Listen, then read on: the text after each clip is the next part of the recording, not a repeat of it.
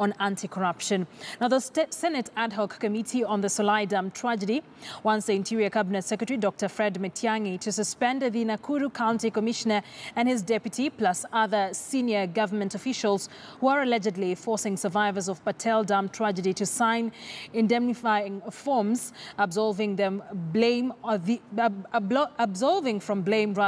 the owner of the dam. Beg your pardon. Now, senators accused the police of interfering with the scene of tragedy and wondered whether it was part of a cover-up. Interior Chief Administrative Secretary Patrick Ntutu, who appeared on behalf of Matiangi, denied knowledge of government officials' involvement in compensating victims of Solai.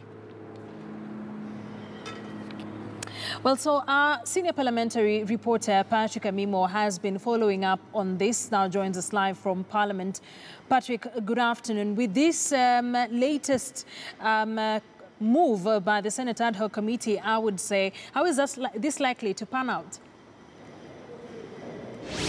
Thank you, Akisa. You know very well the Senate Ad Hoc Committee has been seized of this matter since the tragedy that happened last month, where 47 lives were lost, property destroyed, and many people, at around 700 families, displaced owing to the Solai Dam. And the Senate Committee have seen, they've even been on the ground and to assess the situation. We already know that the Director of Public Prosecution has already taken some individuals to court to answer to that particular tragedy, where they are now facing charges of manslaughter. But of concern today before the Senate was that the involvement of top government officials, especially in Nakuru County, with regard to the Solai Dam. And they pointed out the Nakuru County Commissioner, that is Mr. Joshua Kanatha. They want him to be suspended together with the deputy and all those senior officials in Nakuru County who might be interfering with the investigations with regard to that tragedy, where now compensation is said that especially those businessmen are being paid 1 million shillings for that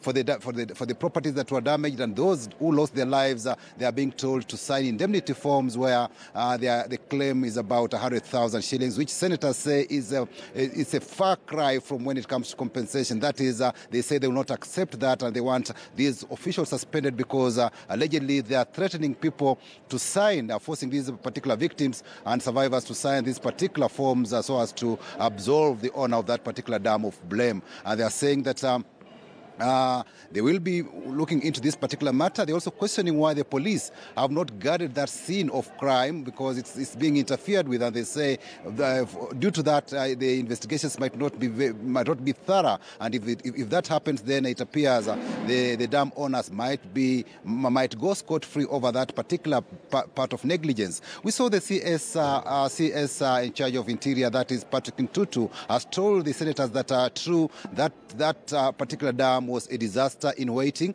and is pledged that those culpable will face prosecution. He says the ministry has taken charge of the matter, it's doing its investigations, but he was put under pressure, especially was put on the spot to explain why the security agencies have been dilly-dallying on that particular matter, and why the ministry has not taken action, especially with regard to those top government officers who are in Nakuru County who could be interfering with the investigations on the ground. We know the Senate Committee will be hopefully will be presenting their report by the end of this month. That's when on July 31st. That's when they'll be tabling the report before the Senate for consideration. But they say they'll get to the bottom of it no matter what. And we've seen the Nairobi Senator Johnson Sakaja say that even if any attempt are done, or there's a part of delay on the government to prosecute this particular matter, the Senate will take charge and also ensure that that public interest is protected, and ensure that the victims of Solai and other Kenyans who've faced similar disasters in the past get justice. So they say it's a matter that they're not